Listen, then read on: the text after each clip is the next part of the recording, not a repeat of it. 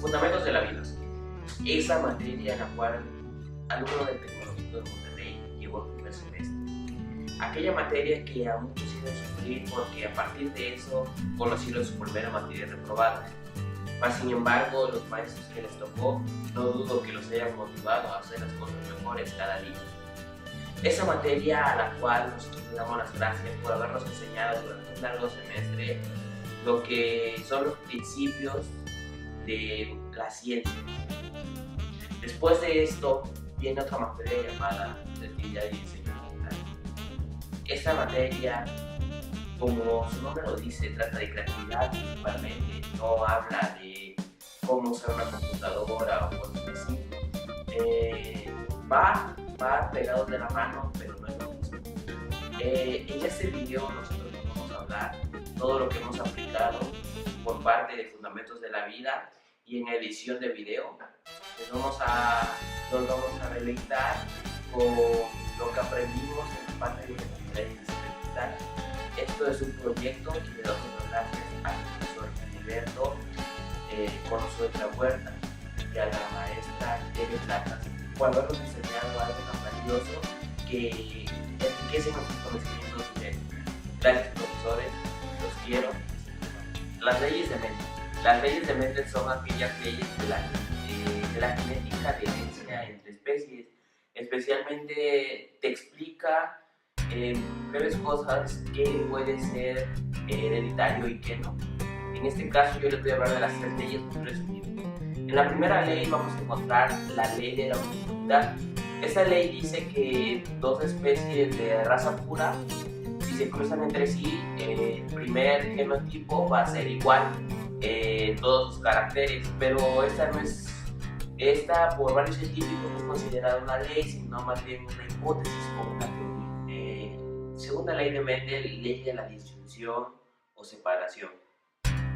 Lo que quiere tratar a decir esta ley es principalmente que no precisamente la primera generación va a ser totalmente idéntica a los genes de la primera generación. Esto quiere decir que los alelos cambian conforme y tomarán genes de parte de ambos fenotipos. En este caso, un alelo que es una alteración de genes puede ser las distintas formas que pueden tener los genes. Eso es lo que nos trata de decir la segunda generación. En resumen, ninguna primera generación va a ser lo mismo o no necesariamente lo tiene que ser. Esto pone en duda a nuestra primera ley. Bueno, la tercera ley va de la mano por la segunda ley. Esta ley nos dice que principalmente lo que nos habló la segunda ley, de que no necesariamente van a ser iguales los productos de la primera generación o de la segunda. Esto quiere decir que los alelos alteran en una parte del camino mientras se cruzan, por así decirlo. Por otro lado, está esta ley va de la mano de la segunda y, como siempre, dejan duda la primera. Lo que hizo Mendel en este caso fue hacer el famoso experimento con guisantes. Este ya ha sido muy escuchado y me imagino que si te estás interesado en esta ley deberás de haber visto en qué consiste su experimento de guisantes. Te lo dejo de tarea. Adiós. Vamos a hablar de la clasificación de las células. Las células eucariota y procariota.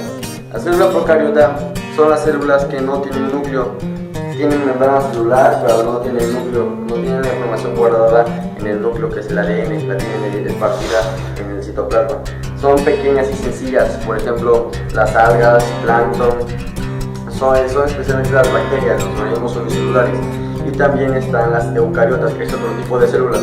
Estas son de células pluricelulares. Las células pluricelulares tienen núcleo. Están las células animal y vegetal. Esas son las eucariotas, ¿no? Entonces la animal tiene núcleo, pero no tiene una forma definida. La vegetal también tiene un núcleo, pero tiene una forma definida, y por eso tiene una cosa que se llama membrana celular. Esa membrana celular le da forma como un pentágono que hace que la célula no pierda de forma, esa va a ser su forma. Una de las características son más grandes y complejas. Nosotros estamos hechos de células animales, no de células vegetales. Las células vegetales, como su nombre lo dice, son células de los vegetales, de las plantas, de los árboles. Esos son células vegetales. Las células animales son de nosotros. Son docenas de estructuras. Primero se genera una célula, luego un sistema, primero se genera una célula, luego son tejidos, luego son organismos, luego son sistemas, luego es un individuo como nosotros. Nosotros estamos formados por muchas células, pero las células no se agrandan. Cuando una célula nace, cuando yo soy bebé, no me echan agua y crece. Lo que pasa es que las células se dividen y eso ya entra en división celular. La división celular es así en sencillo. Es cuando una célula se reproduce. Hay reproducción asexual y reproducción sexual.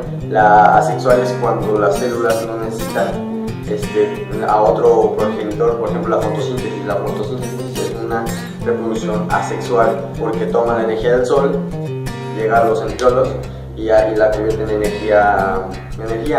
Y también en la misma planta está toma energía del aire. Eso es cuando no hay energía solar, tiene que tomar energía del aire. Cuando tiene que tomar la energía del aire y la convierte en proteínas. También está la reproducción sexual, que es cuando nosotros necesitamos una mujer para tener un hijo. Esa reproducción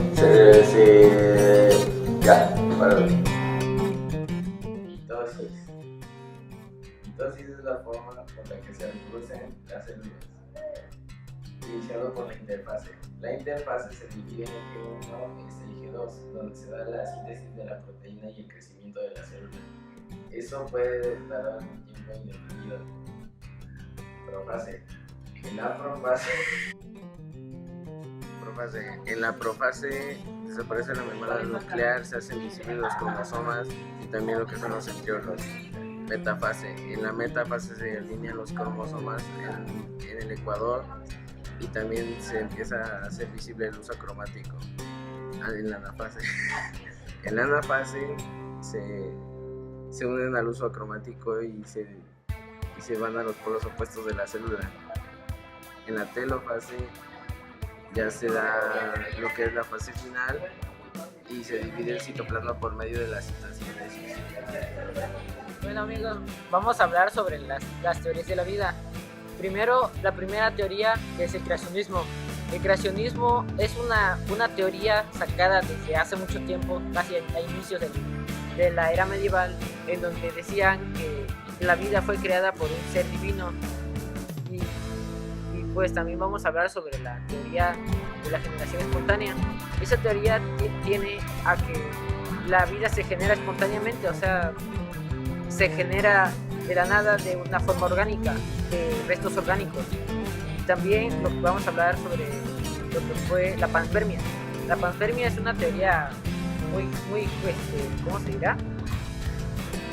Muy creíble, ya que dice que la vida viene de otro planeta desde una piedra que cayó y generó vida. Y vamos a hablar también sobre la teoría de Oppenheimer.